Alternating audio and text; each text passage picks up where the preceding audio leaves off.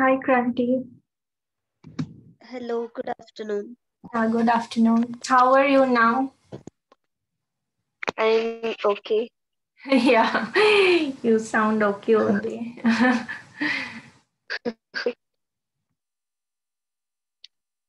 All right, so we'll start. All right, if you don't feel okay or you want to take rest or something, you can let me know. All right, we can continue Yes, anytime later also. yes. All right. So, did you get time to see the documents that I shared regarding Yes. elements? Okay, so is it Yes, yes. clear? Elements of Yes, contract. yes. Yeah, and I think this one also I shared, right, regarding contingent contract. So we saw the difference Yes. between wagering agreement as well as contingent contracts. So contingent contracts are valid in India, but wagering agreements are valid only in some parts of India, right? Some of these states. You can look for name of Yes. states as well where these agreements are valid. You can even remember, right, names of those states and the specific legislations under which it is allowed by those particular states. So if a question comes regarding wagering agreement, you can even mention that, right, that this is like valid or not. That part also you can mention. Yeah. Okay, so this part we will not again see. Then if it's clear, we will move to the next topic. All right.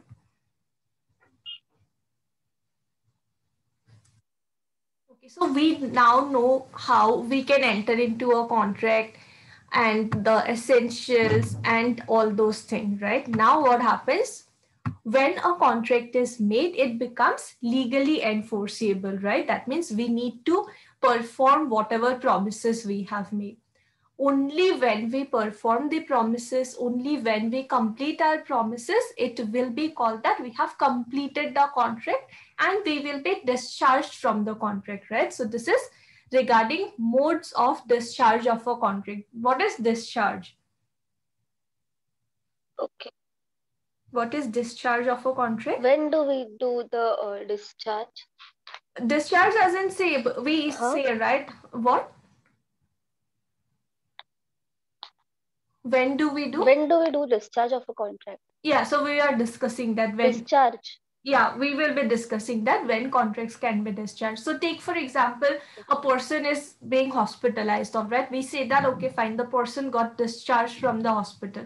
Discharge as in he is released from the hospital, right? Now he can again come back to his home. So discharge of a contract means you were Yeah. under some kind of obligation, right? You are made free from those obligations. That Okay. means whatever promises you made, you have either performed it or any other cases. Basically, you are now free from all those obligations or all those things that you promised to do. All right.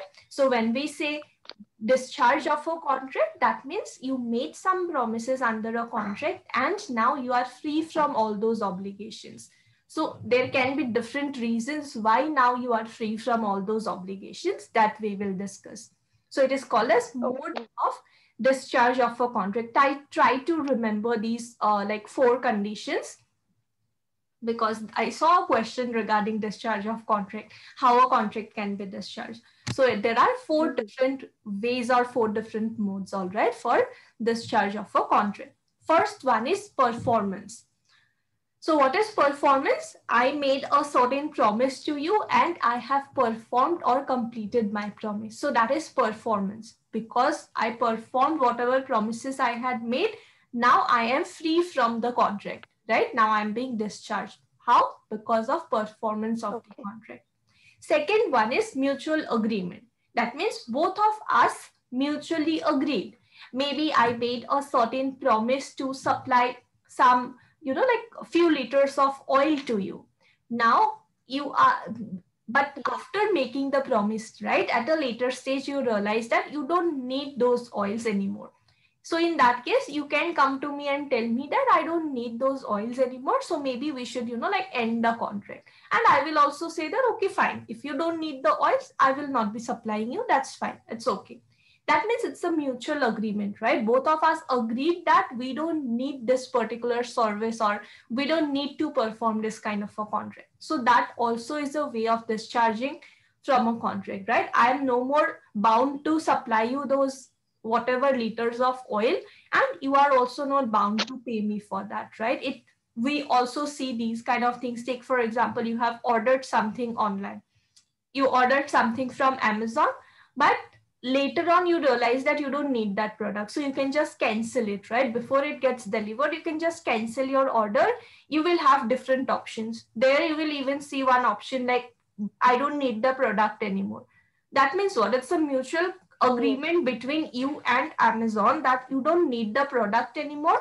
So they will also tell their seller that you don't need to supply the product anymore. Why? Because there is a mutual agreement between you and Amazon, right? That you don't need the product anymore. So you are free. Amazon is also free. That means it's a mutual agreement by which the contract is discharged, right? That the person is made free from performing the contract. Is it clear, mutual agreement? Yes. Next one is operation of law. So it can be by way of operation of law. Operation of law means some sort of a law is applicable, and because of that you are no more bound to, like perform that particular contract. Take for example, just an example, all right? Take for example, there is a state called Karnataka, where it's a law, all right? Under a certain law, you need to obtain NOC from the local people to start any kind of business. That means under the local law, you need to obtain NOC to start a certain business. So you were like a broker, okay? You were like a broker who used to collect NOCs from the local people on behalf of anyone who was interested to start a business. Now you made a certain agreement with a person already that you will be supplying NOCs to him, but later on this law is changed that you don't need to obtain NOC anymore to start a business in Karnataka. That means by operation of law, this contract you will be discharged from the contract, right? Why? Because there was some sort of a law which made it obligatory to obtain an NOC. Now this law is no more there. That means what will you do with the NOC? You don't need it anymore, right? So because of operation of law, Yes. because of applicability of some sort of a law, the person will be discharged from the contract, right? The person is not needed to perform the contract anymore. All right. So for Yes. operation of law, you can just assume that some law was applicable. Under that law, you made some sort of a promise. Now this law only is not in existence. That means it's not needed that you perform, right? So it will be because of operation of law, it's no more needed that you perform the contract. So you will be discharged or you will be made free from that particular contract. And last one is impossibility of performance. So what is impossibility of performance? Due to some conditions, unavoided conditions, the contract is not possible to perform. For we can take that in due to COVID situation, maybe there may be some contracts which might be not possible to carry on because of lockdown and all. Yes. So there can be multiple reasons, right? It can become impossible to perform. Take, for example, the lockdown was announced that one person cannot go out from the district or the state where he is. That means if there was any sort of a contract where I promised to move to another state or another city for certain reason, the contract now becomes impossible to perform because of whatever laws or rules or regulations are applicable. Now it becomes impossible for me to leave Karnataka and go to some other state. That means the contract will become impossible to perform. So accordingly, I will be discharged from the obligations, right? So it can be any sort of random promise that you may make that I will go and find some hidden treasure, this, that, those things, if don't exist, again, you can say, right? Or if you are saying that I will like I will I will go to this particular park, but the park do not even exist. In that case also we can say that it's what impossibility of performance, right? So COVID example you can again take, that's a relevant example and also a great one for this matter. So there are 4 different ways of discharging a contract, right? It can be performance, mutually parties agreed, because of operation of some law, or because of impossibility of performance. Now it's not possible. Yes, so this part I think is very clear to you. So accordingly you can remember just the 4 grounds, then I am sure you will be able to explain it yourself. Yes.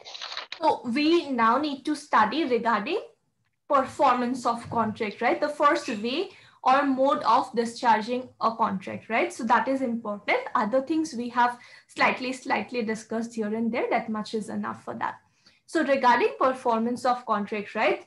Lot of times I have seen questions. So we'll see what is performance of contract, who is supposed to perform that, all that stuff. So it is chapter 4 of the Indian Contract Act. Again, if you cannot remember all these different sections regarding performance, it's completely fine. Try to remember the chapter at least, so that you can mention it's chapter 4 of Indian Contract Act that mentions regarding performance of contract. What is performance of contract? It's a way of discharging parties from the contractual obligations. There are mainly 4 different ways of doing that, and performance is one amongst them, which is the most common way of discharging a person from contractual obligations. Then you can explain in detail what are the different things. So under chapter 4, right, it mentions regarding performance of contract, and this part again is divided into different topics, like contracts which must be performed. That means what are the types of contracts which must be performed by parties? By whom contracts must be performed, who is it or who is under an obligation to perform the contract, time and place for performance, when am I supposed to perform the contract, where am I supposed to perform the contract, performance of reciprocal promise. Reciprocal as in there are, like one thing is done, then it will continue. I'll show you some examples also. Appropriation of payment, contracts which need not be performed, right? Like that, there are different subdivisions as well. So firstly, contracts which must be performed. So what are the types of contracts which must be performed by parties?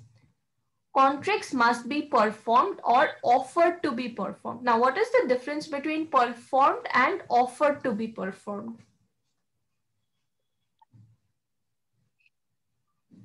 Can you give any example? Performed is we already performed. Yeah, performed is already performed. And offered? Yeah. Offer to be performed is we order that you should be performed. Like order in the sense we offer someone to perform this thing, but which is not performed. Okay, so perform as in I already performed it. Take for example, there is a contract between you and me where I promised, all right, I promised to sing song for you for 5 days. Okay, sing song for you for 5 days. So there was a contract between you and me where you promised to pay me a certain amount and I promised to sing for you for 5 days. All right, this was the contract. What is performed? I already performed it, right? For 5 days, I went there, I sang everything. Contract is performed. What is offered to be performed? That means all those 5 days that I promised, right? I went there, I was present, and I was waiting for you to announce my name so that I can go and sing, right? That is what? That is offered to be performed. That means I was not sitting at my home, but rather I went to that particular place. I was present there so that I was offering, right? I was offering that I will, like perform the contract. Whatever promise I made, I was waiting to perform that, right? I was just waiting for your approval. Whenever you call my name, I was present there to sing, right? So that is offered to be performed. That means I was available, I was ready to perform it, just that I was waiting for your approval, all right? Another example we can take. Take for example, you want to paint your house, all right? You want to paint your house. For that, you made a contract with me. Okay, you made a contract with me that you will be paying this much amount of money and I need to paint your house, right? And I also agreed. in this case, you just made the contract, but you are not telling me what color you want in which wall, whether you want to paint the inside of the house or outside also, what brand, like you want to buy paint from which brand, what color, nothing you have mentioned. But I was going there, I was waiting for your, like approval, or I was waiting for your decisions. That means I did not perform the contract, but I offered to perform, right? I was waiting there. I went to your house. I was waiting for your approval to know what color you want in which one. That is offered to be performed, right? That means I was there waiting for your approval or some sort of a decision of yours, right? So that is offered to be performed. Contracts must be performed or offered to be performed unless performance is dispensed with to no longer it is needed, right? No longer use someone or something because you are no longer needed, or executed under the provisions of this act or any other law. Excuse, right? That means whatever promise we have made, right? We are supposed to perform those promises or at least offer to perform those obligations, unless and until it is something that we are excused of. Maybe it's something that is impossible to perform. We are excused from our obligations, or it is something where parties have mutually agreed that we don't need this service anymore or something like that. So unless and until some sort of a situation like that has not arisen, I am supposed to either perform it or offer to perform the obligation. Is it clear? Yes. So if there is a question regarding performance of contract, you can start with what sort of contracts are to be performed. So you can mention that there are two things, either perform or offer to perform, right? Unless and until it is some kind of an obligation which is excused or which is no more needed, we are supposed to either perform it or offer to perform the contract. Then you can give illustrations as well, all right?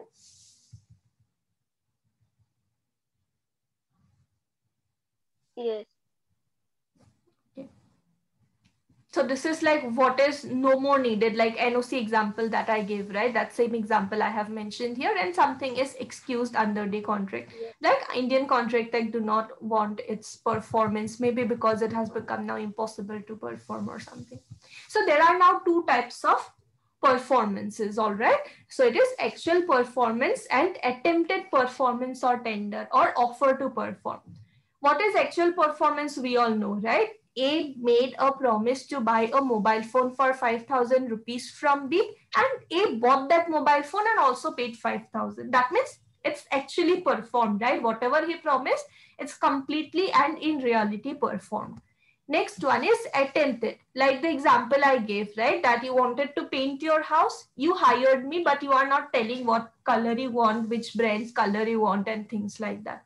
So I can only offer to perform, or I can just make an attempt to perform, but I cannot actually perform it, right? Or if I have agreed to sing song for you, unless and until you call out my name, I cannot just go and start singing, right? So that is what is attempted performance, right? I was present there waiting for some sort of an approval from you. Okay. So there are these two types of performing, okay? Types of performance, actual and attempted performance. Try to remember this part also. So performance is again important. There are questions regarding that. Next is by whom contracts must be performed. So now we know what is performance of contract, right? And the different types of performance. So next thing that we have is by whom contracts must be performed. Who is it that is, like liable to perform the contract? So it is mentioned under sections 40 to 44. So what are these provisions? Yeah. First is the promisor himself. All right. So by whom contracts must be performed? Who is it that is under an obligation to perform the contract? First of all, it's the promisor himself. It's very clear, right? If there is a contract between you and me, obviously it's you and me only who are supposed to perform the contract, right? Basically the parties to the contract. If I have told you, or you told me that you want to paint your house, it's me who will have to paint the house, right? That means it's the promisor himself. I will myself have to do this thing. Or secondly, promisor or agent. Take for example, I am running an agency where I have some, like people working under me, and you have hired my service to paint your house. In that case, it may be me who is going to your house and painting it, or I can send some of my employees as well, right? So it can be either the promisor or me, or it may be my agents or my employees as well. So whenever it's just me, I will have to perform. If I'm having some agents or some representatives, I can also ask my agents to go and do that. Yeah. Next one is legal representatives. Now, legal representative is someone who will represent me, all right? Take, for example, there is a contract between you and a company. Okay, the company's, like CEO might not make the contract with you directly, but there may be, right? Or the owner might not directly make a contract with you, but he may have different, different officers or different people working under him. There may be a director, there may be some manager. Those persons can also make the contract with you. That means they are his legal representative, like those persons can also do the contract. Or there can be like legal representative, right? There can be someone who has might be inherited something from a person or something. That person can also represent, and accordingly you can make a contract with that particular person as well. So it can be legal representatives also who may perform the contract. Next one is third person and devolution of joint liabilities. So we also have like these provisions.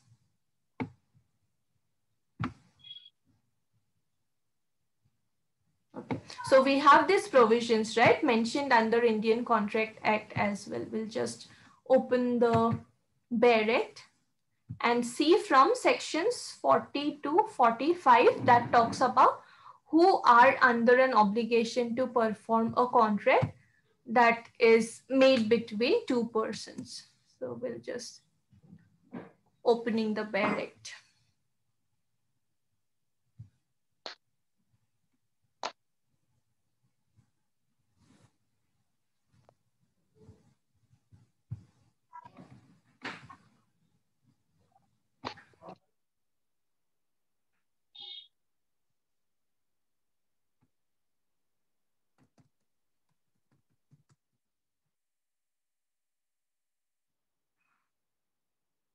So it is sections 40 to 45 that mentions regarding who all are under an obligation to perform the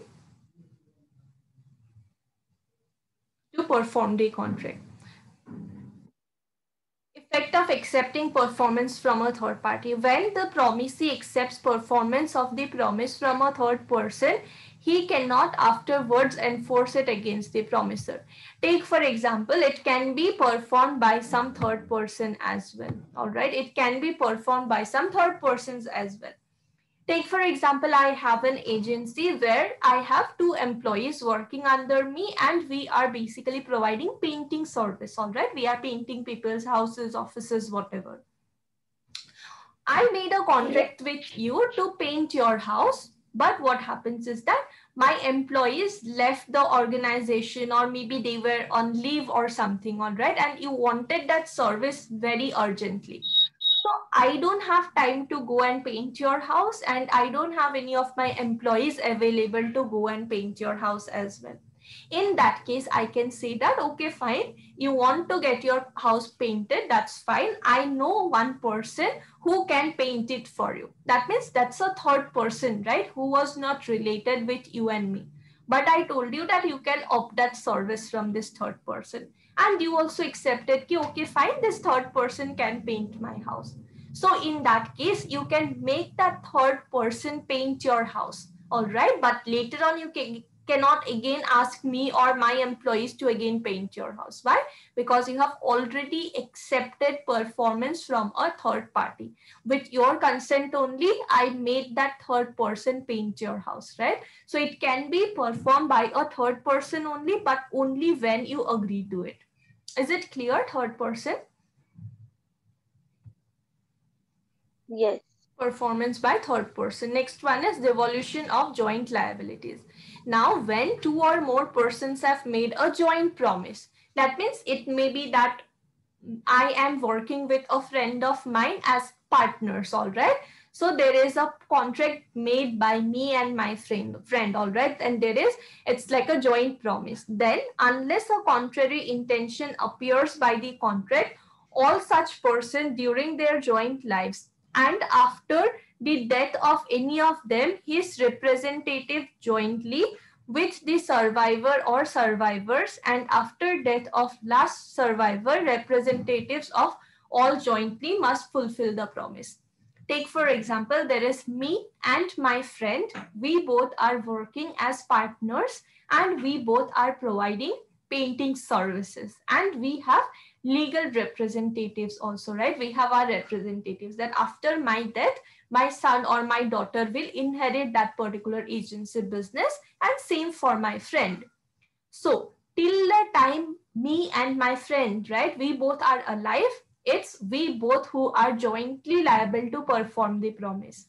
After my death, my representatives plus my friend will be jointly liable to perform it. After my and my friend's death, our representatives will be jointly liable to perform it.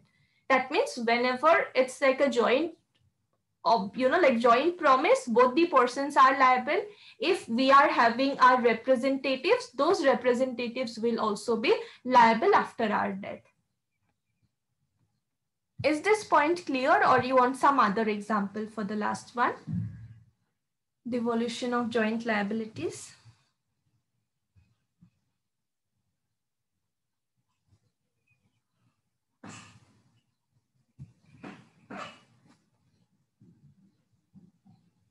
Is it clear, this part? Sorry, it was mute. Yes, I want one example more. Okay, so for the Just last to one. get clear, yeah. Okay. Yeah. So what is devolution basically? It's like transferring, right? Devolution of joint liabilities. There are two friends, all right? Just take for an example, me and my friend. We both are working jointly and providing a service. You made a contract with both of us. Who is liable to perform? Obviously, both of us are liable to perform, right? But Yes. before performing the contract, take for example, I die. Then what happens? It's not just my friend who will be liable, but my friend will be liable. Along with that, my representative will be liable in case there is a representative, all right? So my friend and my representative will have similar sort of obligations to perform it.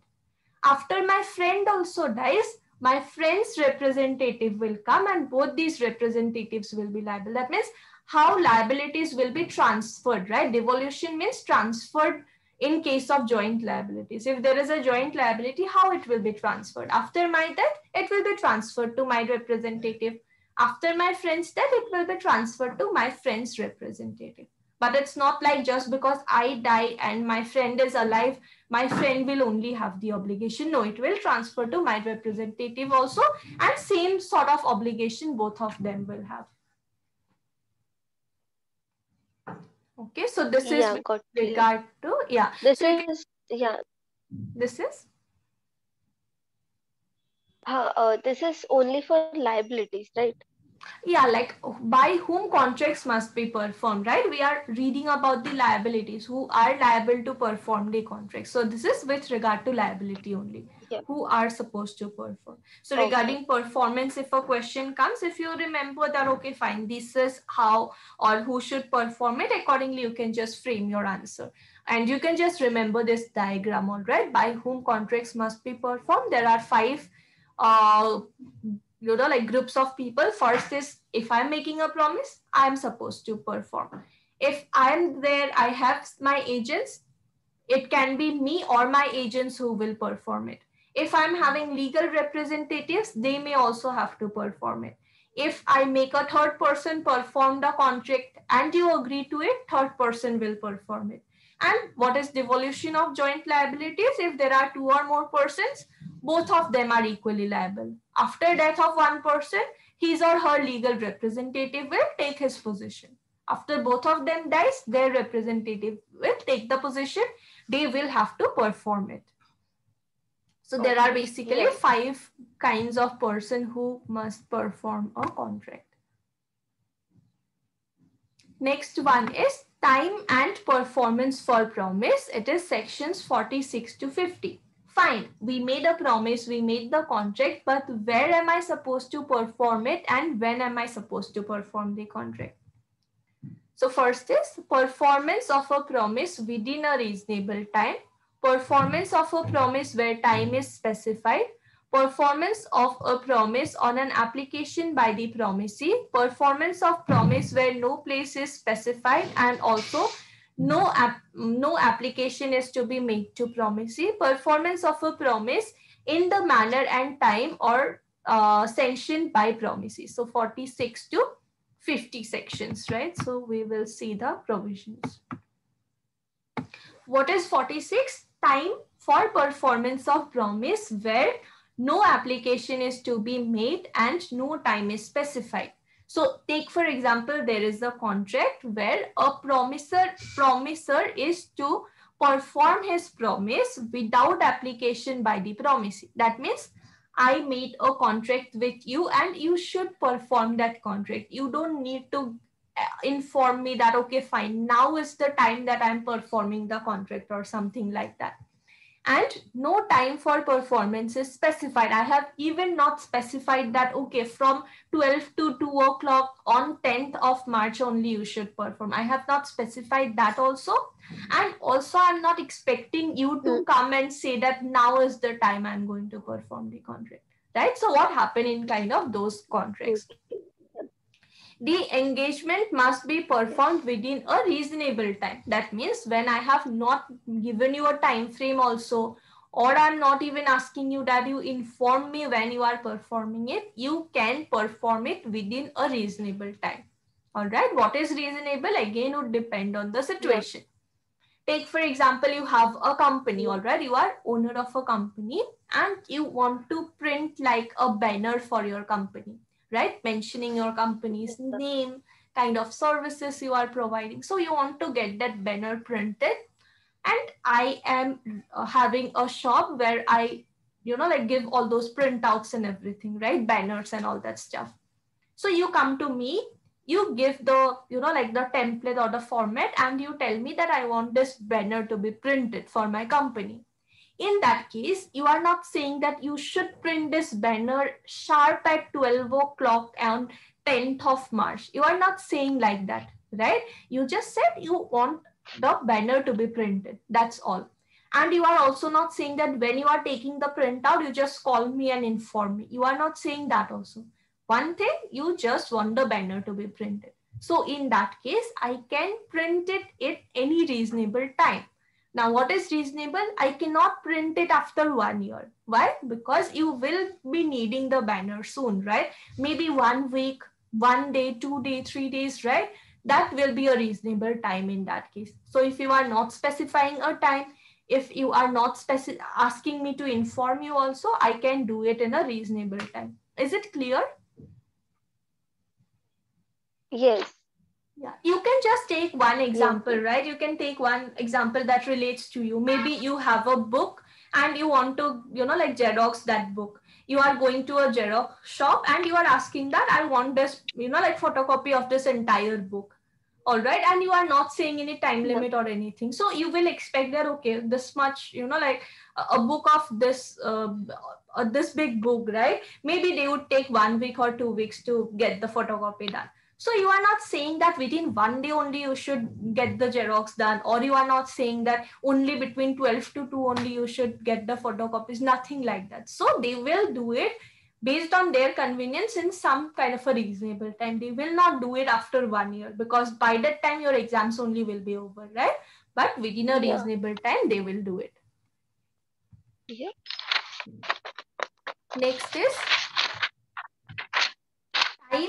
time and place for performance of promise, where time is specified and no application is to be made. That means time is specified, right? But application, you don't need to inform the other person. When a promise is to be performed on a certain day and the promisor has undertaken to perform it without application by the promisee, the promisor may perform it at any time during the usual hours of business on such day and at the place at which the promise ought to be performed. Now take for example, you are going to a Xerox shop, okay, and you are saying that I want photocopy of, okay, early in the morning you are going to a Xerox shop and you are saying I want photocopy of these 5 pages, all right, and I will collect it while coming back from office, coming back from work.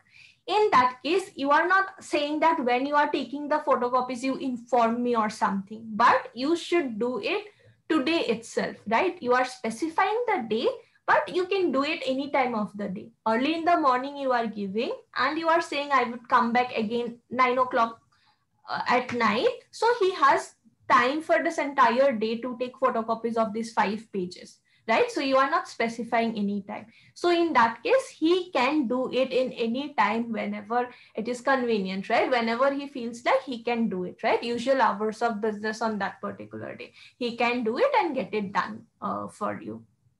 Is it clear? Yes. You can take that one example only, right? That you are going to a Xerox shop and you are asking him to do that. And similarly, you can remember all the points. So if it's one big book, he can do it within a reasonable time. If it's 5 pages, you are saying you want by today only. At any time of today, he can do it and get it done. Next one is application for performance on certain day to be at proper time and place.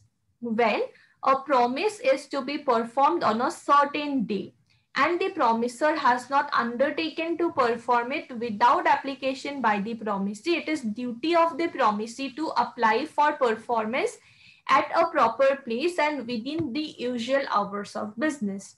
Now, take for example, you were asked to submit some assignment from your college, all right? You need to basically write some answers in a Word document, get printout of that, and then submit it to your college. But you are not very good with, like Microsoft Word, right? You are not very good in using Microsoft Word. So what you have done is you have written your answer properly and everything, but there are some issues with alignment. That means you need to basically align it properly before getting the printout done. So you are going to a shop and you are saying that I want printout of these pages, all right? I want printout of these pages today itself, all right? Before you close your shop, today itself I want, but you should inform me before taking the printouts. Why? Because I need to fix those minor alignment issues that are there. That means the person can perform it at any time of the day, but he will have to inform you so that you can come see and tell him that these are the alignment issues that he needs to fix, right? So in that case, what will happen is that it is duty of the other person to apply for performance at a proper place and within the usual hours. That means before closing his shop, he will have to perform it. And also he will call you and say that now I'm taking the printout. Please come and see and tell me what are the issues that you have with regard to this document, right? So if you are specifying that you should tell me before taking the printout so that I can see if everything is proper or not, he will have to tell you, right? Is it clear, this point? Yes, yes. Okay. This we can relate to that printing also, that I'll tell that printer that whenever you print, just call me, I'll come there because I need to make certain changes into it. Yeah, you can tell that. You may say that, okay, I need to print the entire book, but again, I will arrange the pages. So you tell me so that I can be there, arrange the pages according to my wish, right? You can say that also. Yeah, regarding Xerox case also, you can relate this example. It's good if it's one example only, that only you can relate. Yes, yes. Yeah, next one is place for performance of promise where no application to be made and no place fixed for performance. So you need to perform the promise, but no place for performance is specified. Where you should perform it, that is not specified. So when a promise is to be performed without application by promisee, right? You are not saying that this is when you should perform or anything like that. And no place is fixed. You are not even fixing any place for performance of the promise. It is duty of the promiser to apply to the promisee to appoint a reasonable place for the performance of the promise and to perform it at such place, right? If you are like it can be any example where you want that you want a person, you want to buy some things from an online store and you are not specifying where you want to get it delivered. They can call you and ask where you want these things to be delivered, right? Same example you can take. You asked him to like get photocopies of the book and everything, and they were saying that we do home delivery of whatever photocopies we have taken, and you did not give them address of your house. So they can call and ask you whether you want it to be delivered to your like at your house or in your university or college, right? So when you are not specifying where it should be performed or things like that, they can ask you that you let me know where you want me to perform it. Is it your college, your university, at your home? What is it, right? They can ask you for that regarding place for performance. Performance in manner or at time prescribed or sanctioned by the promisee. The performance of any promise may be made in any manner or any time which the promisee prescribes or sanctions. So if you are specifying a time and also manner, then it will be performed accordingly. Okay, so these are the so 46 to 50, these are the things that we have. So basically you can remember these from the diagram and then try to relate it with the examples. Performance of promise within a reasonable time, where time is specified, application by promisee, and accordingly, right? You can remember these 5 points. So is this part clear, or you want any points to be repeated?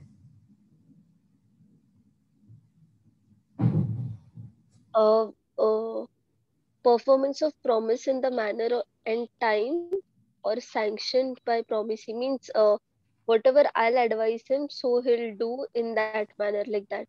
Yes, whatever you have advised accordingly. Last one, right? The performance of any promise may be made in any manner or at any time which the promisee prescribes or sanction. Whatever I have said, accordingly you will do basically. Yes, you are right.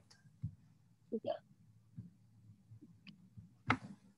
So types of performance, we know it can be actual performance, or you are making an attempt to perform it, or you are giving an offer to perform. By whom contracts must be performed? It may be the promiser himself, promiser or his agents, legal representatives, some third party, or devolution of joint liability. Devolution means transfer. Time and place for performance of contract at sections 46 to 50. Yeah. 1 second, huh? Yeah.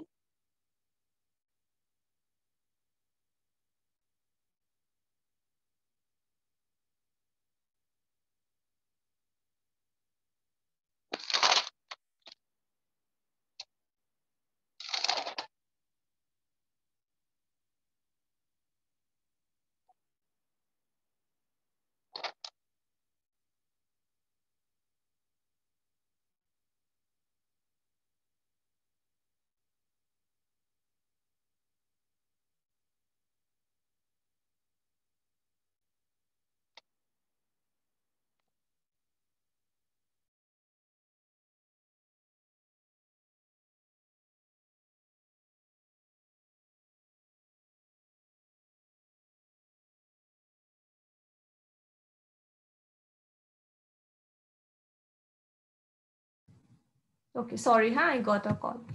All right, so next one is performance of reciprocal promises. Now we know what is a promise, right? That you agree to do something. Now what is a reciprocal promise? We will see that. So regarding reciprocal promise, I think it's also defined under Indian Contract Act. If you look at the definitions, reciprocal promise. So it is defined under section 2F of the Indian Contract Act. What is reciprocal promise? Promises which form the consideration or part of consideration for each other are called reciprocal promises. Now,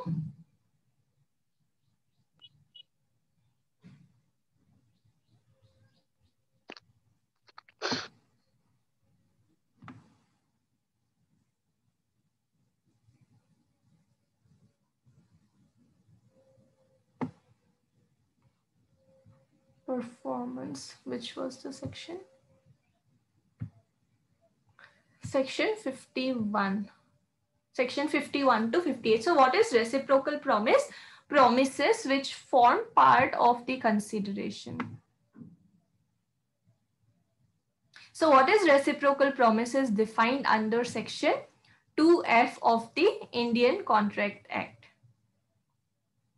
So promises, right, which form the consideration or part of consideration for each other are called reciprocal promise. So in the consideration itself, basically there will be like 2-3 different promises, all right? So we will see who are supposed to perform reciprocal promise or how reciprocal promises should be performed. So it is sections 51 to 58. First one is promiser not bound to perform unless reciprocal promise see ready and willing to perform. When a contract consists of reciprocal promises to be simultaneously performed. So one example of reciprocal promise that you can take is, take for example, you are ordering something from Amazon and you have selected the option cash on delivery. What is cash on delivery? The moment it delivered the product, you are expected to make the payment, right? You cannot say today you deliver the product, tomorrow you take the money. You cannot say that. That's a reciprocal promise, right? That the moment they are handing over the goods, you are expected to make the payment and it is forming part of the consideration, right? You need to make the payment, only then they will deliver. So when a contract consists of reciprocal promises, right? Contract consists of reciprocal promises to be simultaneously performed. That means the moment they are delivering the goods to you, you are expected to make the payment. That is simultaneously it should be performed. At the same time, it should be performed. No promiser need to perform his promise unless the promise is ready and willing to perform his reciprocal promise. That means Amazon delivery boy is not expected to deliver the goods to you if you are not willing and ready to make the payment, right? If you have ordered a dress from Amazon which was worth 1500 rupees and you selected cash on delivery option, the delivery agent came to your house to deliver the item, you are willing to take the item but you are not ready and willing to make the payment. So he is not like expected, or he is not supposed to deliver the product. He can just take the product back and he can leave. Is it clear what is reciprocal promise? Yes, yes. Like reciprocal promises, simultaneously you need to give uh, payment or anything for Yeah. exchange. Yeah, simultaneously you need to do things. So if you are not willing and ready, the other person is not expected or supposed to do it as well. So these are some illustrations which we have. A and B contracted that A shall deliver goods to B to be paid on delivery, and the other person will pay it on delivery. So you can just remember the example for Amazon, right? You are ordering something for cash on delivery option. You need to make the payment. Otherwise, the person is not supposed to deliver the product to you. Order of performance of reciprocal promises. Fine, there are reciprocal promises, but in what order should we perform it? Where the order in which reciprocal promises are to be performed is expressly fixed by contract, then they shall be performed in that order only. While making the contract itself, we have specifically mentioned that this is the order of performing the reciprocal promises. In that case, it should be performed in that order only. And where the order is not expressly fixed by the contract, that means there are reciprocal promises, but in what order it should be performed, we have not fixed that. They shall be performed in that order which like naturally which would come next. All right, take for example, I am an agency providing some sort of a service. All right. Maybe I am an agency providing some sort of service with regard. Maybe I'm supplying question papers. All right. Previous year question papers I'm supplying. In that case, what happens? What will be the order? Maybe I will say that, okay, when you are in first semester, I will supply you previous year question papers for first semester. You need to make the payment to me. After that, I will supply you second Hello, semester. Yeah, is it audible? hello, Hello? excuse me. Yeah, am I audible? Hello? Hello?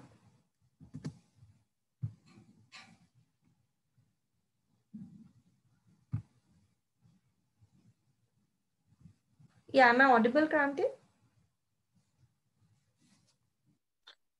No, actually, you're not audible.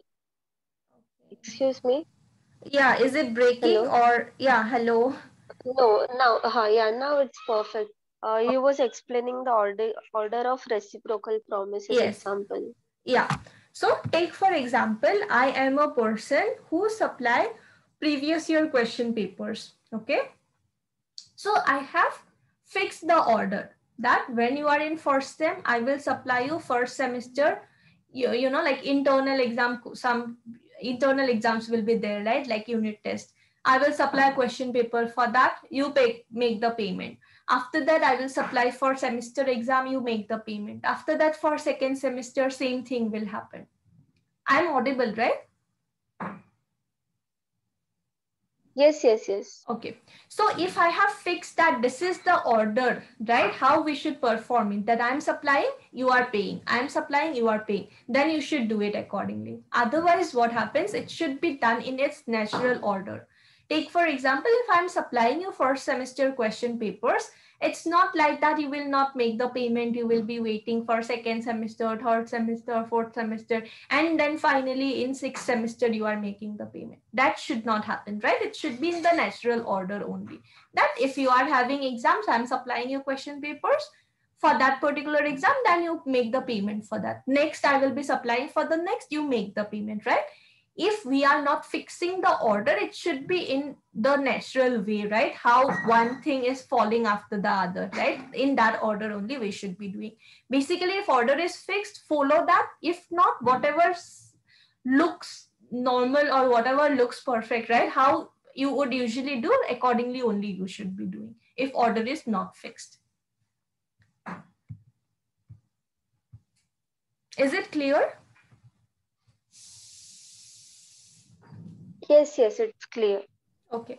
Liability of party preventing event on which the contract is to take effect. When a contract contains reciprocal promises and one party to the contract prevents the other from performing his promise, right? There is a contract which involves reciprocal promises and one party to this contract is preventing the other one from performing his promise.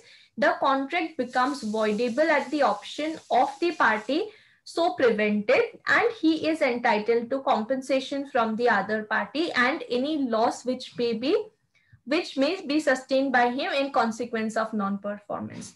An example I can give you? Yeah. An example I can give you, take for example, there is a contract between you and me. I said I will be performing for you for 5 days, right? I will be singing for you for 5 days and you need to pay me for 5 days. How you will make the payment? One day I will say you need to pay for that day. Next day I will say you need to pay for that day. Accordingly, in that order, you need to do it, right? There is reciprocal promise basically.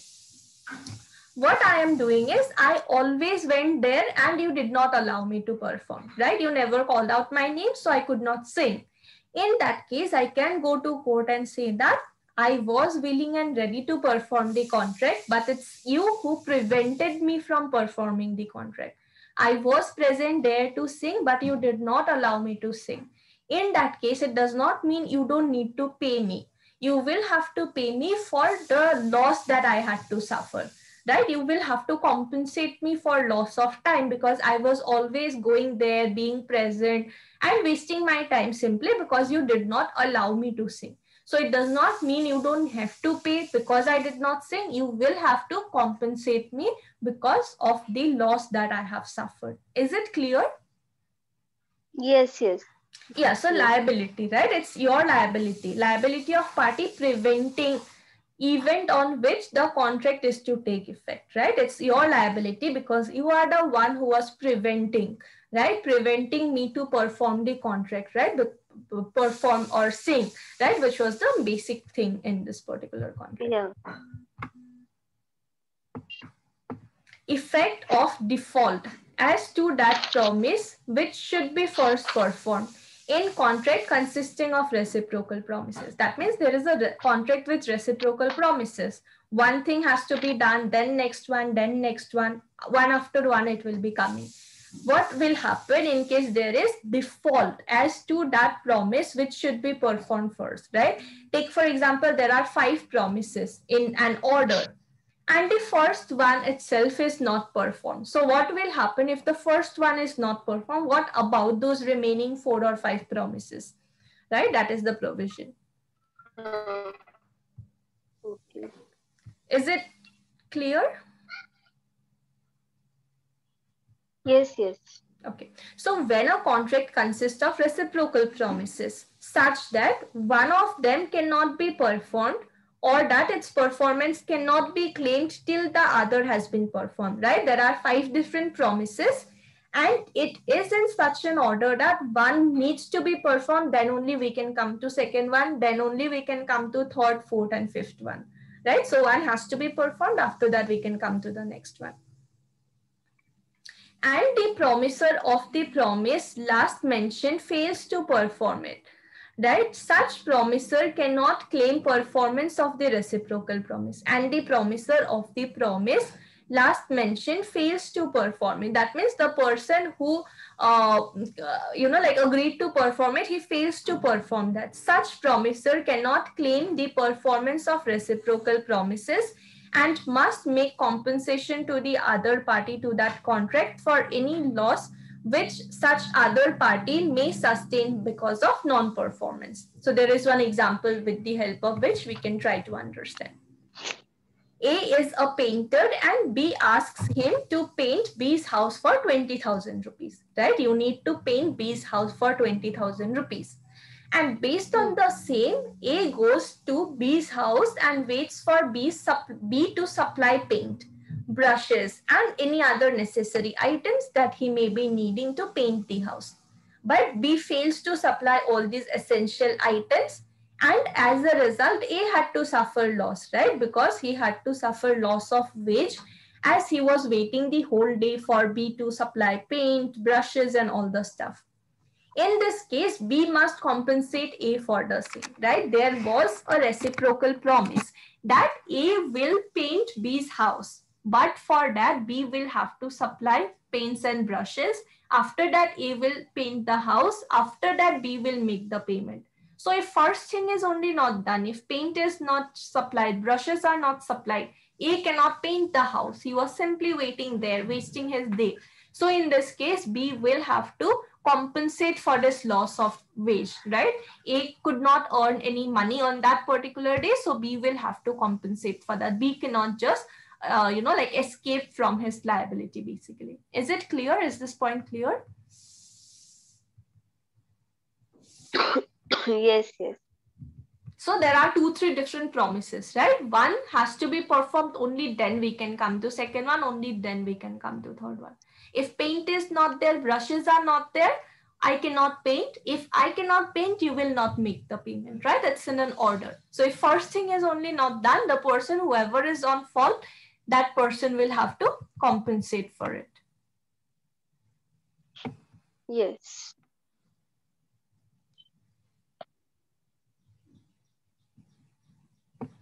Effect of failure to perform at fixed time in contract in which time is essential. There may be a contract where time is very important. If I have mentioned you need to perform it on 10th of March, it's very important that you perform it on 10th of March. So what will happen in case you fail to perform it on 10th of March? What will be its effect?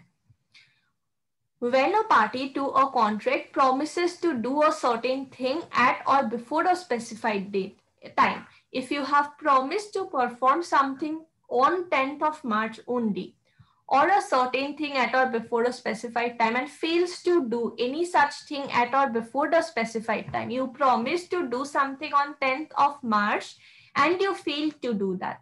The contract or so much of it has been performed becomes voidable at the option of the promisee if the intention of the parties was at the time was that time should be of the essence of the contract. That means, take for example, there is a contract between you and me where I told you that I need printout of this particular document today itself anyhow. In that case, if you fail to get the printouts done today itself, it depends on me whether I want to perform it or not. Like I can say that, okay, fine, time is over.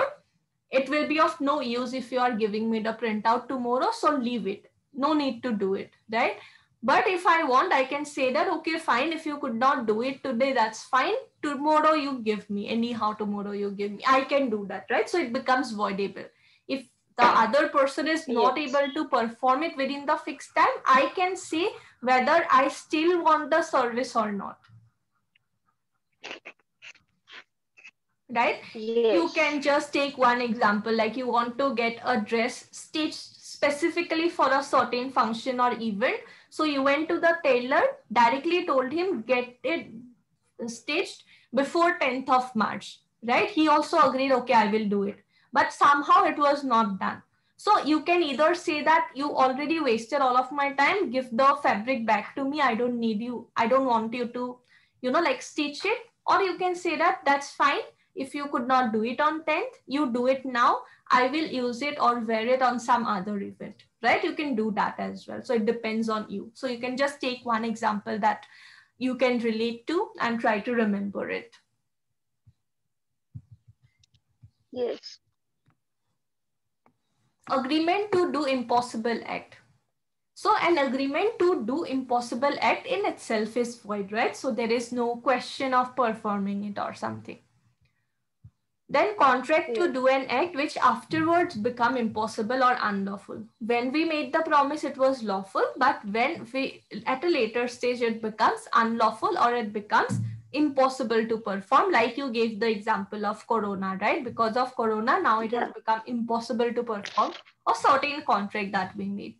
So a contract to do an act which after the contract is made becomes impossible by reason of any event which the promiser could not prevent. We could not prevent Corona, we could not prevent the lockdown. So it became impossible to perform, or it became difficult to perform, becomes void when the act becomes impossible. That means the contract will be void and I am not bound under it, right? It's very simple anyways. Compensation for loss through non-performance of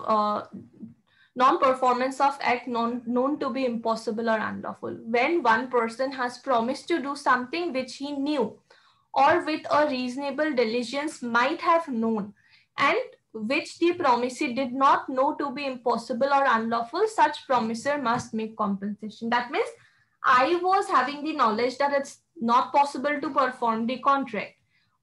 Right? Take for example, you are still a student of LLB. You know you are not entitled to start legal practice, right? You know that. But still you are going forward making a contract with a client that you pay me this much amount, I'm providing you this legal service. In that case, you will have to compensate the other person. Why? Because you had the knowledge that it's impossible for you to perform the contract. Still you went forward, right? So it's you who will have to make compensation. Simple example.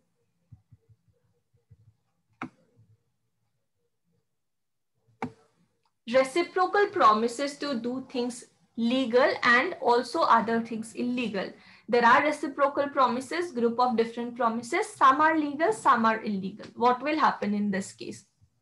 Where persons reciprocally promise firstly to do certain things which are legal and secondly under specified circumstances to do certain things which are illegal. The first set of promises is a contract, but the second is void agreement. So if there are like a group of promises, some are void, some are legal, some are illegal. Whatever is legal, you should perform it. Whatever is illegal, you don't need to perform it. That part will become void. Okay. Alternative promise, one branch being illegal. In case of an alternative promise, what is alternative promise? You either do this or that. One branch of which is legal and other is illegal, the legal branch can be enforced. Like an example, A and B agreed that B shall pay 1000 rupees, for which B shall afterwards deliver to A either rice or smuggled opium, right? In this case, what happens? Whatever is legal in this part, supplying of rice, that will have to be performed, right? There is like alternative promise, right? Either you supply this or that. So whatever is legal, that will be done. Okay. Ma'am, 1 minute. I want Yeah, to see that slide. yeah, One more, 57. all right.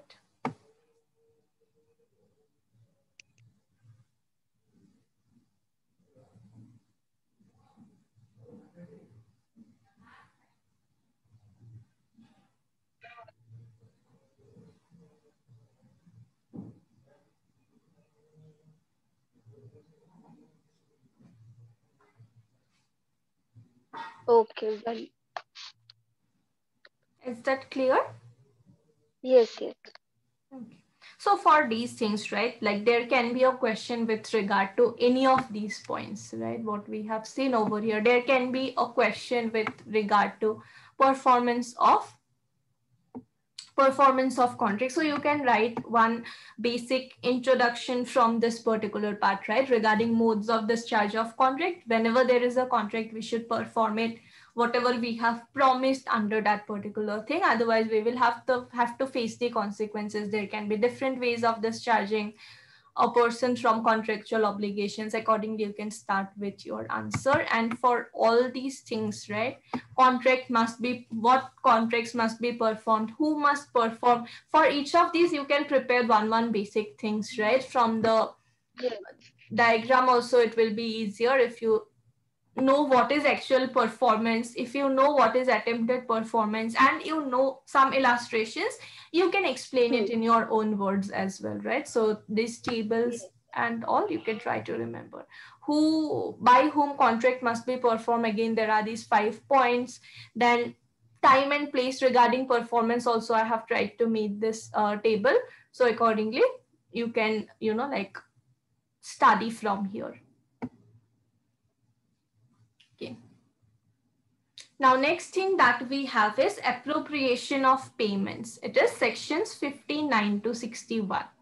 I will just tell you what these things are. Appropriation of payment, there are basically, what is appropriation of payment basically? When you are getting an amount or a payment, right, how you will use it basically, that is appropriation of payment. You will get to know it even better when we see this table. So it is from sections 59 to 61. Appropriation of payment, there are basically 3 things that it mentions. First is where debt to be discharged is indicated. Take for example, I have taken a loan from you. All right, I have taken an amount from you. Okay, I have taken 10,000 rupees from you, and I have said that I will be returning that to you. And also I have taken 5,000 rupees from you. That means I have taken 2 amounts from you, which I am supposed to return to you, right?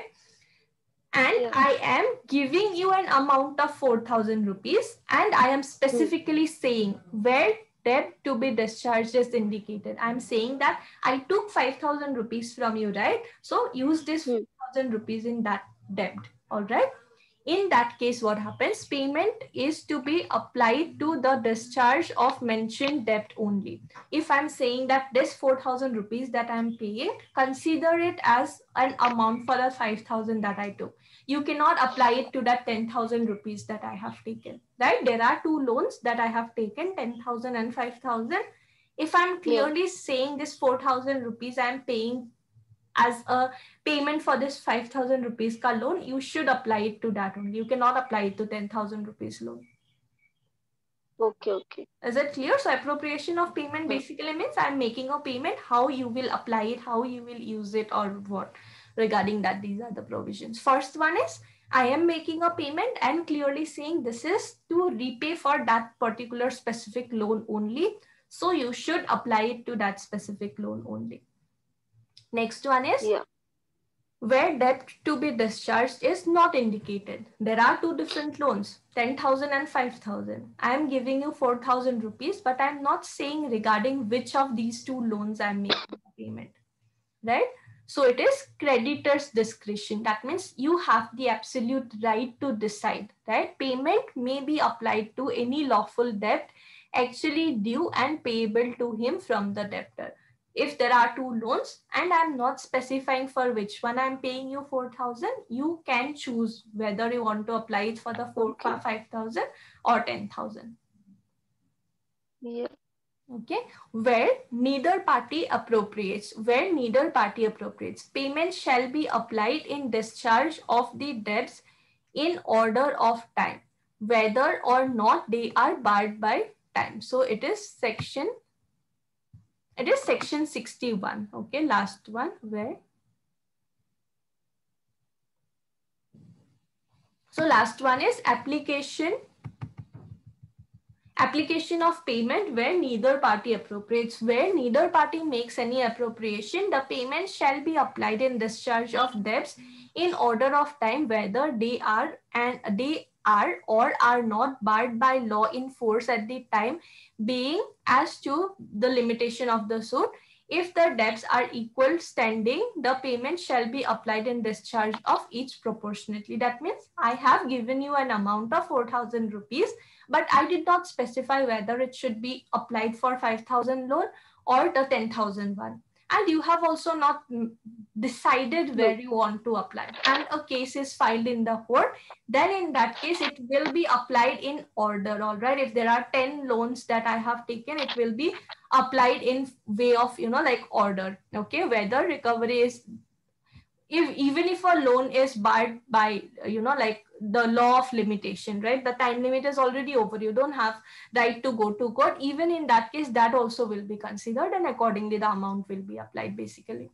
Okay, so if I have taken two different loans from you and I'm saying apply it only for this one, you need to apply it to that one only. If I'm not specifying anything, you can apply it to any of the loans. If I am also not specifying, you have also not decided what to do, case goes before the court. Court will apply it based on its order. If there are 5 loans, court will apply it based on that. Okay.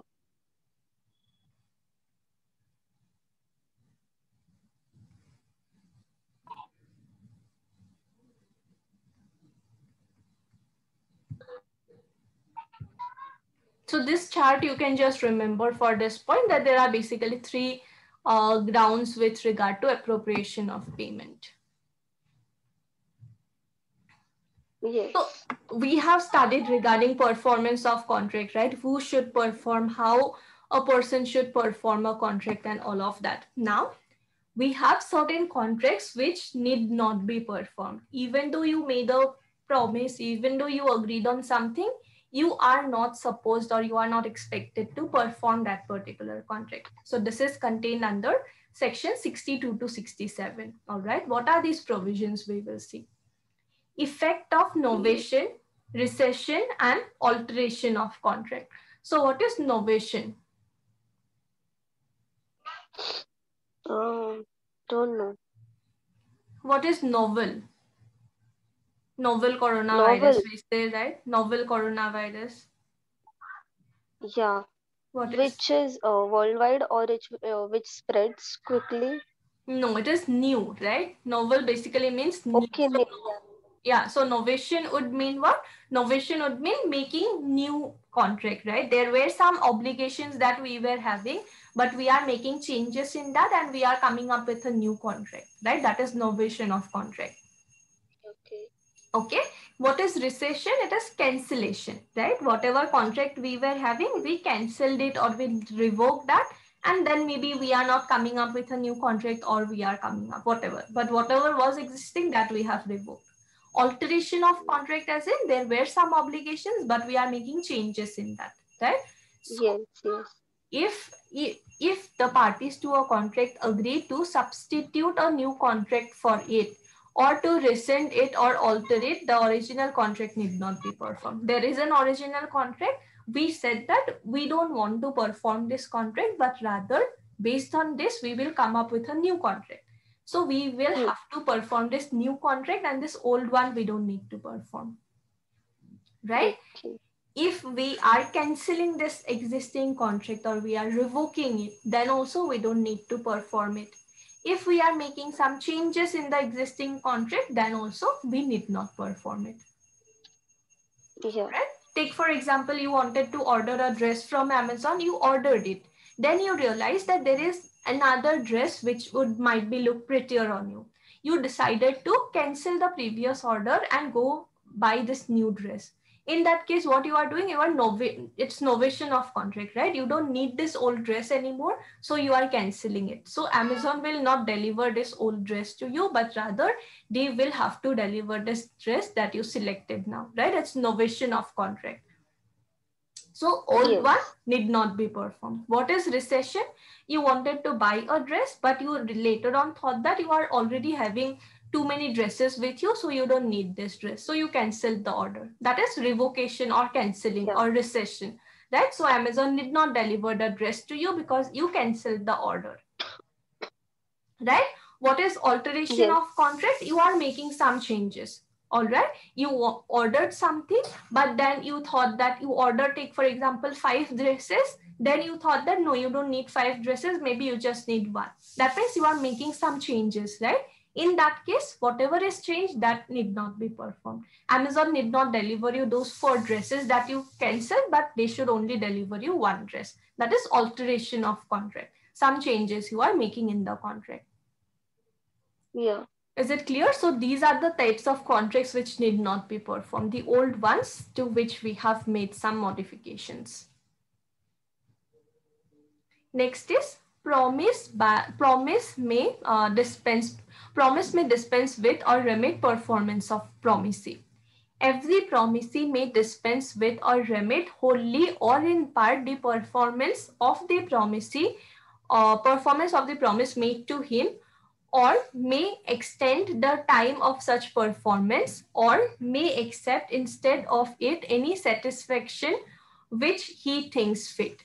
In this case, what they are saying, basically, you can allow the person that you don't need to perform. Basically, take for example, A promises to paint a picture for B. B afterwards forbids him to do so. He says that I don't need this particular painting. So A is no longer bound to perform it. If I'm the one who is saying I don't want you to perform it, or maybe you should not perform it, in that case you are not expected to perform it, right? Or maybe B has taken 5,000 rupees from A.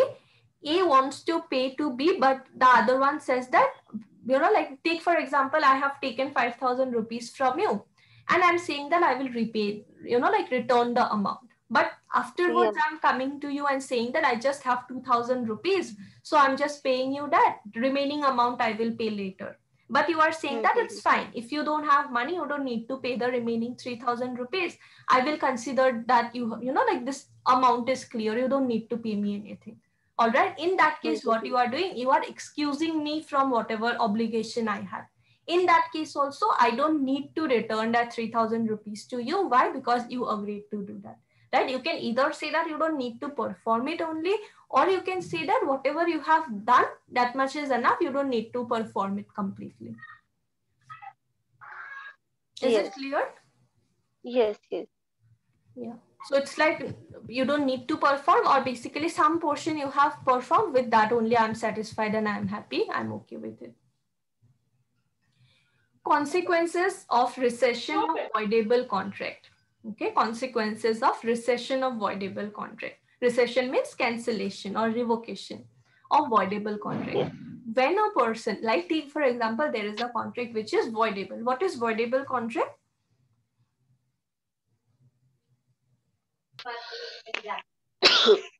Sorry. Yeah. Voidable contract. when one person says has the knowledge, but other person says that no, I don't want to enter, then the contract becomes void. Now, what is voidable contract? So, Uh, so in I get general, confused between this. see, what is agreement? It's some sort of a promise that is not enforceable by law. You cannot go to court, Yes, file a case for it. What is contract? It's a promise. You can go to court, file a case, right? That yes, is the promise. What is void? It's not existing, right? Court would not recognize, right? A contract to do something which is impossible to perform. It's void, right? You cannot perform it. Court yes, also accepts it.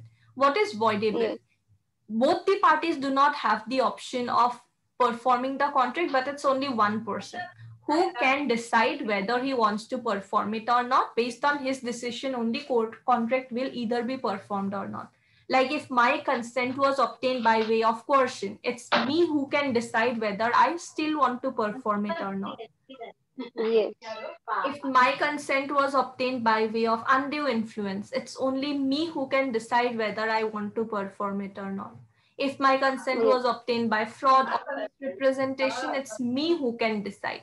When it's only me yes, who can decide, it is voidable. You cannot decide. I will decide. If I want, you will have to perform it. If not, you don't need to perform it. So that is voidable contract.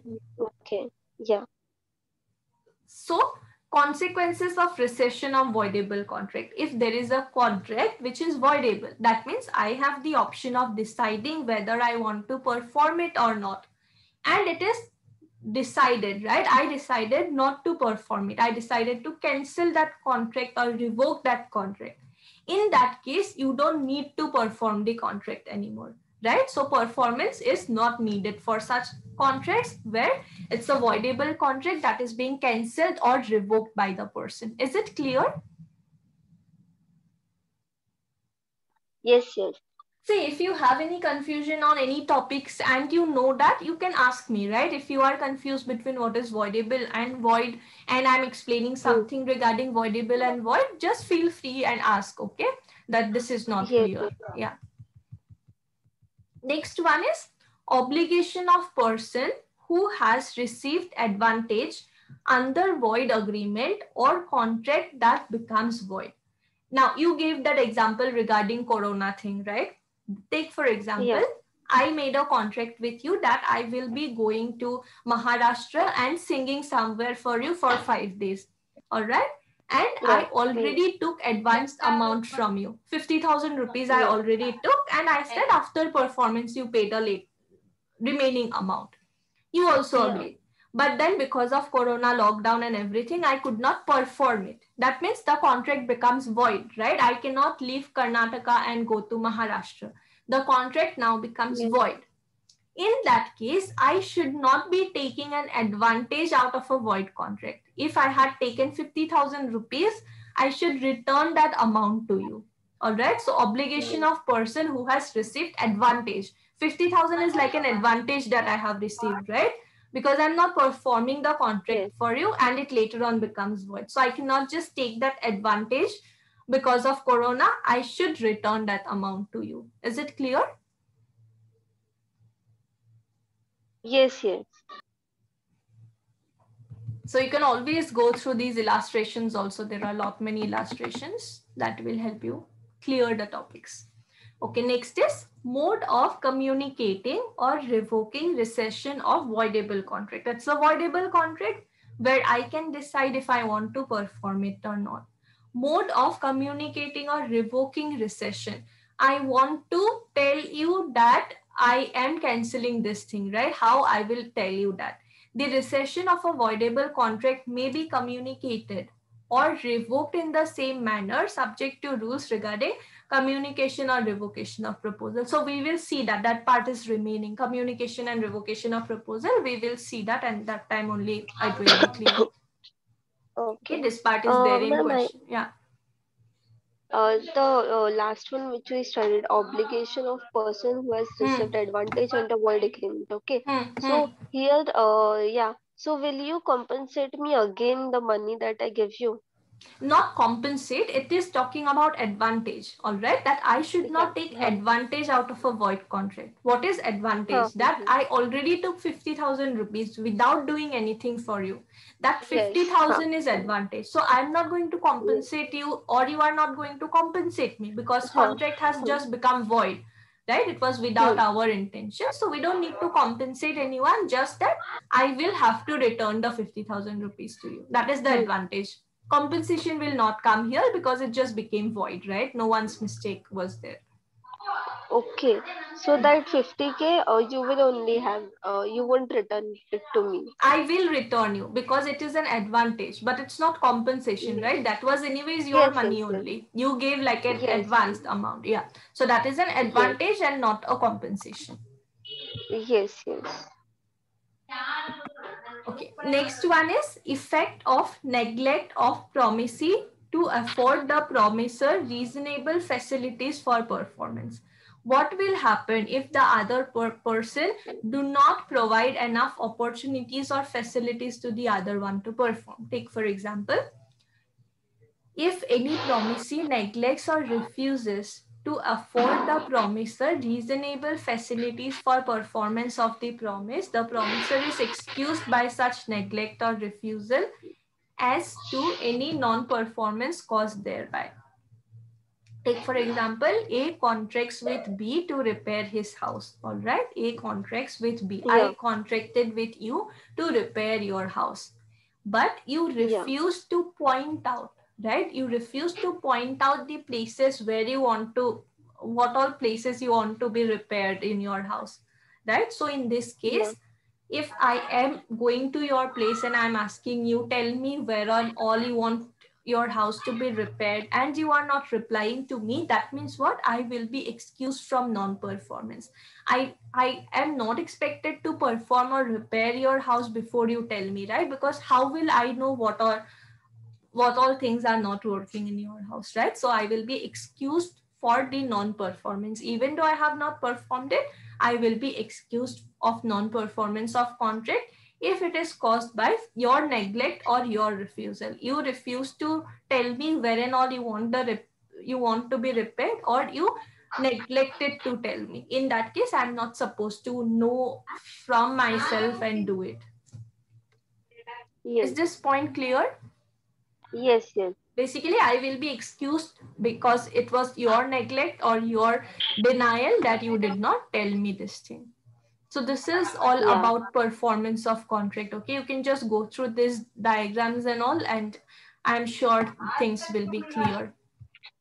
And you can just, like remember one examples for each of these things so that it becomes very easy for you to remember the concepts as well. And if there is a question, right, about performance of contract, you can just frame the answer really easily as well.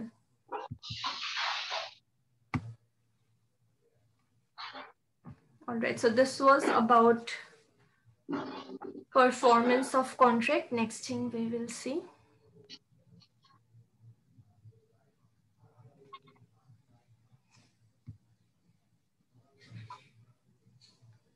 Okay, contract.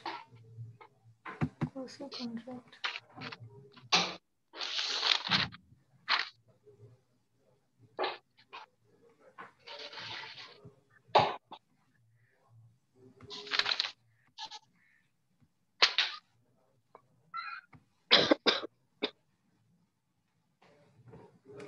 Okay. So next, one more provision which we have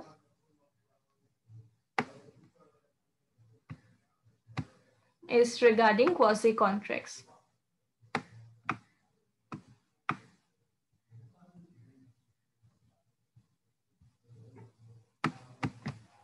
Okay, so you want to study this thing today only? You are okay?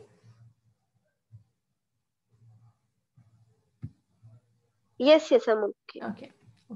So we'll start with this. All right. This is another topic that we have.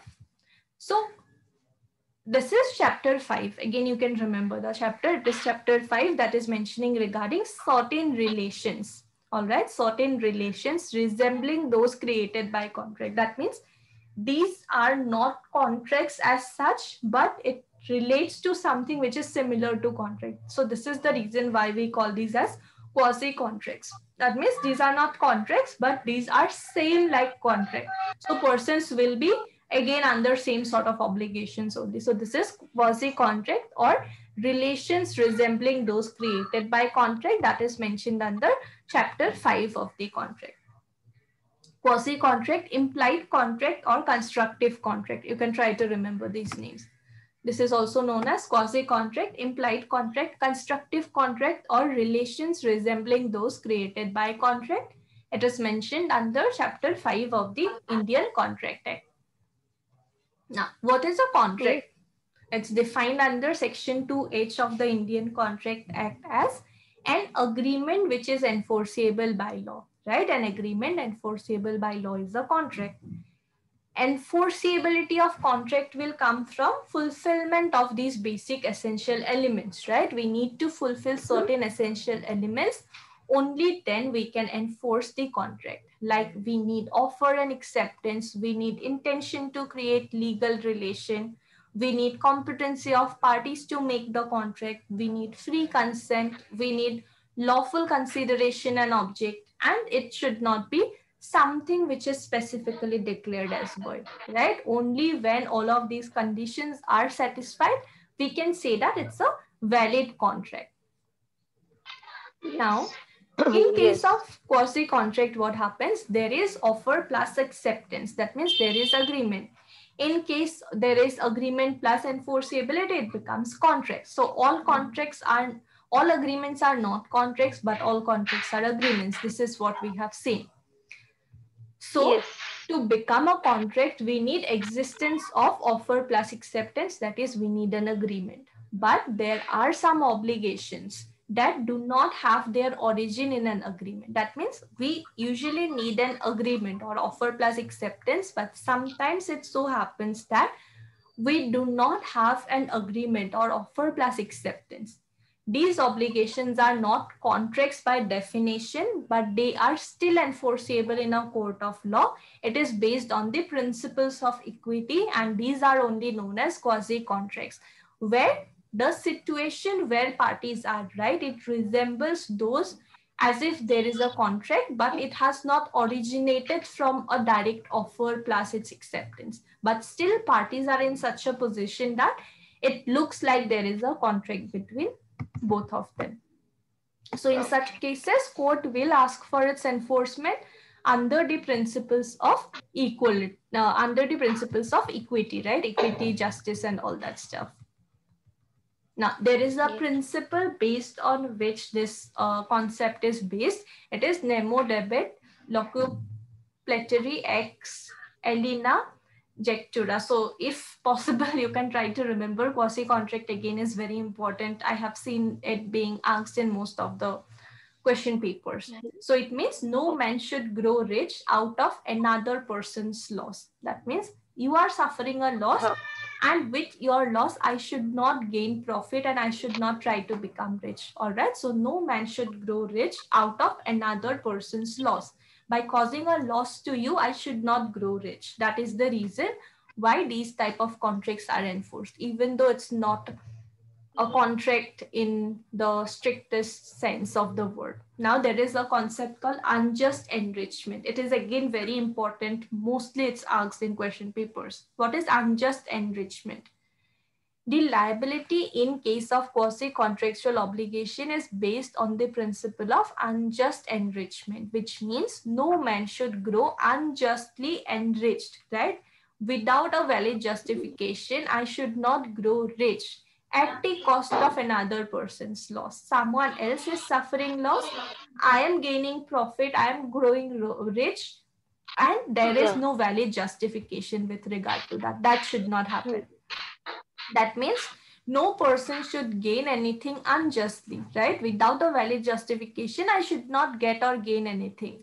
When he's gaining such a thing may mean a loss to another person. Specifically, I should not gain anything where my gaining will mean someone else is suffering from some sort of a loss. So there are three different elements of unjust enrichment. First, that the defendant has been enriched, right, by the receipt of a benefit. I have got some benefit from you, and with that benefit I am being enriched, right, or I'm growing rich. That the enrichment is at the expense of the plaintiff. You are suffering loss because you gave me that profit, right? It is at the expense of your loss. The retention of enrichment is unjust. Even though it was unjustified, it is also unjustified if I keep that particular profit or I keep that particular advantage. All right, it will be unjustified. So there are three mainly elements: receipt of a benefit at the expense of the plaintiff, and it is unjustified that I will be allowed to keep it. So we'll see the provisions. Claim for necessaries supplied to person incapable of contracting or on his account. That means claim for necessaries supply. If a person incapable of entering into a contract, take for example, I'm a person who is not capable of forming a valid contract under section 11 of Indian Contract Act. Maybe I'm a person of unsound mind, all right? I'm a person of unsound mind and I'm not entitled to enter into a contract. Now, what happens is that you are supplying some necessities to me, all right? I'm a person of unsound mind, but I am owner of certain properties and father of a 7 years old. And you are my neighbor, okay? What happens is that you saw that I am a person of unsound mind. I do not know that I need to get my son admitted in a school. So you did that for me. You took my son to school and get him admitted.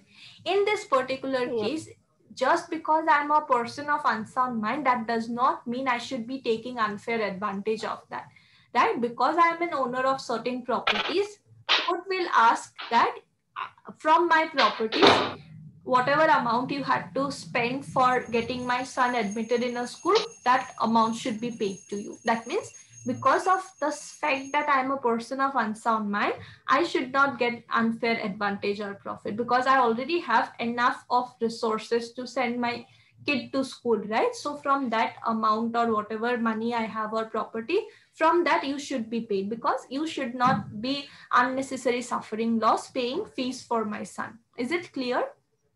Yes. What is so this example only you can take, that it is unjust this thing, right? Unjust enrichment, right? I have property and everything already. Just because I am a person of unsound mind, you are bearing all the expenses and everything. That should not happen. So court will ask that you should be paid from the property which I have.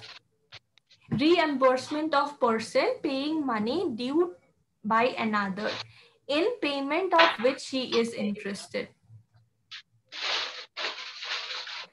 Now take for example, I have a property, I'm owner of a property which I have mortgaged for 40 lakhs rupees. And there is like a lease agreement with you. Lease agreement be 80,000 rupees 3 months.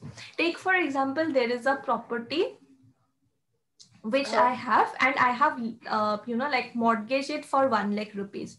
And I have made a lease agreement with you that on for an amount 80,000 rupees. All right. Then you come to know that this property is under mortgage. So what you will do is that rather than paying that 80,000 rupees to me, you are going to the other person, paying him 1 lakh and releasing the property. Why?